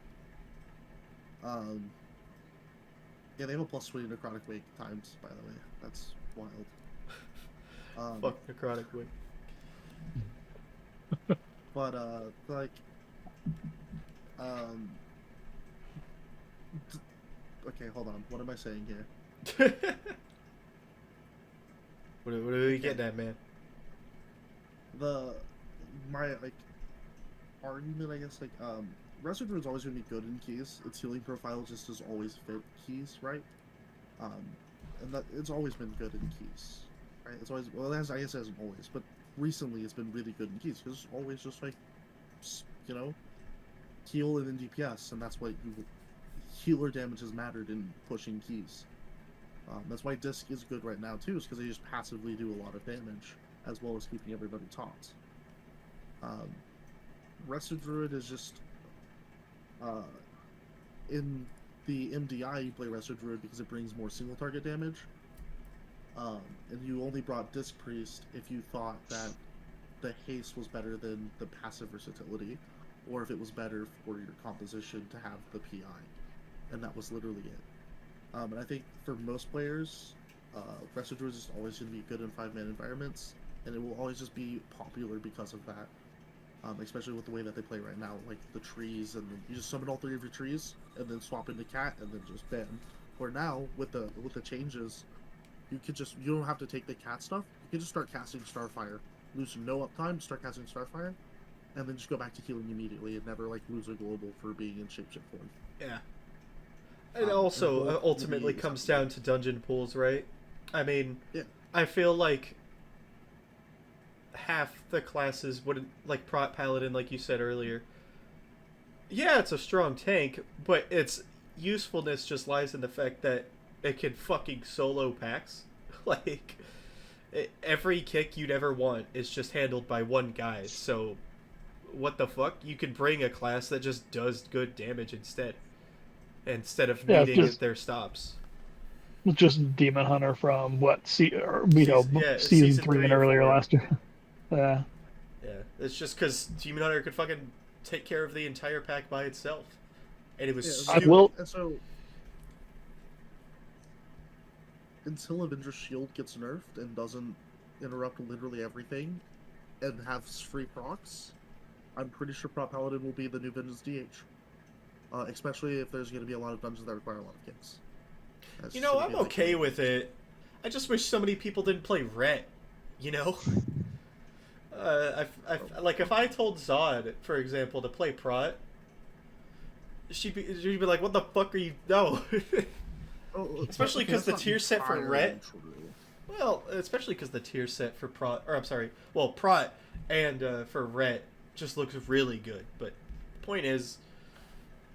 Metas are weird. Metas are stupid, alright? I just wanted to play Mage because I thought Mage was going to be good, alright? And here I am, not able to get the keys. That's my problem. Well, maybe we just fucking have a solo queue system. It would be interesting to try it. I'm not smart enough to figure out the logistics of it all, but that's why I don't work at Blizzard. I do think that if we do an item level system, and it lets you upgrade your own score, and you do it by it could be do a 2 on every dungeon, you know, and maybe it's determined by how fast you do it. Maybe, but I don't like that idea either. They just all go down to your item level, and just every couple of levels, when you're adding the new affixes specifically, throw in an extra couple item levels. Up it went from 2 to 5. I don't think you need a big item level jump from 2 to 4, right? I can go and do 7 on my 605 Warlock right now, and be fine. So I don't think they need to be huge jumps. I think even 10s, I could probably get into a 10 with you guys and probably still time it on 605, 606. I mean, yeah, that's why it always just depends on the people you're with. It could either be the easiest key you've ever done, or I want to leave by the first boss, or even sooner. So, I don't know. I mean, that's up for Blizzard to figure out. I would like it because it's just I'm a TPS player, and I personally trying to do keys when no one else is around is just really hard. I personally would like this sort of thing to exist, simply because for the everyday man, you know, you're not gonna have the time to do or gather all the people to do keys, and like to avoid that, you know, maybe this solo queue experience is like for you, because you know, it was easier for me to get into a plus 22 in Shadowlands in a Grimrail Batol. Grimrail Batol, the fuck? And, I got into an Iron Docks. I got to play with Ellesmere back in Shadowlands in Season 4. It was easier to get into that queue with Ellesmere than it was to get into any other queue that I've ever had to get into. And that's I gotta crazy. play with like a 1% Paladin player before I get into a queue nowadays. Ever. Nope. I don't understand. At least all my characters have an Iron Docks portal. Yeah, at least I could teleport to... Wait, you said Grimrail. Oh, fuck it, who cares? Oh, yeah, no, it was Iron Docks. It was Iron Docks. Oh, who cares? It was I did a 22 Iron Docks. Well, especially because, you know, actually I just thought of this, because not everybody in our guild specifically does keys. Sometimes they just... It was like a thing we mentioned earlier, like they're too scared and they don't like that, that barrier to entry is just too difficult for them. But then when they could see they could just solo queue it, it's like, alright, I'll give it a shot. And if it sucks, you know, kind of no harm done, because they already weren't going to do these keys. I mean, like, and maybe the keys... obviously, every time you queue for random dungeons or anything like that, you're going to have bad times, right? Like, yeah. LFR Razagath, right? Like, every time you got into there, it was a shit show. I think the takeaway is don't be afraid to fail, especially in keys. You will. In every new season, you will fuck it up. I mean, listen, I bricked keys. Ross bricked all of my keys. Kicks. I fell asleep in a Grimrail with a sim and died to a line. You fell asleep? I actually was snoring. Oh my god. You know the double lava bender pull right before third boss? Oh god. Yeah, that pull sucked. I fell asleep on that pull. How did you fall? You know what? That's not important. Speaking of falling asleep, I think we're at a good, like, we've kind of gotten all of our thoughts out today. We're almost at 2 hours today. Way over where we were last week, but I think it was a much better episode. A lot more to talk about. And I'm not sick, so I can actually think. You asked me 4 times how to rate the tier list for the tanks or healers. Yeah. I'm not proud of it either. Not a great first episode, but I learned. I also, you know, it's just great. But, what are you saying, Corey? Yeah, I was just gonna say. I mean, I love this. I think we're all really passionate about World of Warcraft. I mean, we all love to play it. I think it's a great game. It's good fun. It's what I do for fun when I'm, you know, done with work and all that kind of stuff. So yeah. And ultimately, that's just what WoW is. It's just a fun time. Everything we're saying isn't even that relevant. It's like, just do what's fun. Yeah. Although I do have that one thing. All right, fuck shamans, dude. Wow. This is like I'm catching lines. Wow. All right. I just had to throw it out there while you're here. Hey, so I'm a Ross fan. You could even say that I'm a Rossophile. Oh God! All right, No. It's time to call this fuck. All right, guys, if you enjoyed the podcast, tell Ross you love him in the comments or something, wherever this ends up getting posted. Do you have anything? Do you have any final thoughts, Ross? Whoever that fuck Krana Honos was that said Junior was goated was so vastly incorrect. Nah, dude, that's so goated. No, that YouTube comment was fake. Someone on an alt sent that shit. It was fake. It was. I thought I saw that and I genuinely thought it was a bot because of the way it was phrased. It's just a bot. Dude, I need to put the fucking good very video. Good video. Yeah, very hold good. on, wait. I gotta find it. I gotta put it on all right. videos. Well, this has been fun. We will be back next week, hopefully with some more stuff to talk about. Maybe the PT. Oh wait, I just, you know, not that it's a big deal because we're only on our second episode, but this is our last episode before the next year, so we'll be in the 2025 in the future. At the time of this being recorded, I have to wait a whole year to see you guys. It's crazy. Well, yeah. You're banned from the podcast. All right, Crazy. Hey, see you guys next year. All right. Well, Anchor has to tell the dad joke, of course. But got it. Yeah, going into next year, the PTR might be up, so we might have a lot more to talk about and just know. So I guess Happy New Year and all that too. So I predict monk tanks are going to be meta next season. So I predict because that's what I'm going to be playing. I predict shamans suck. I just want Warlock to be good so that way I can play Warlock.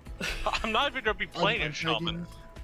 At this, we'll see. But yeah, as Anchor put it, the Rossophiles. Let's not. We will see you all next time. Goodbye. Potty. Goodbye. Bye.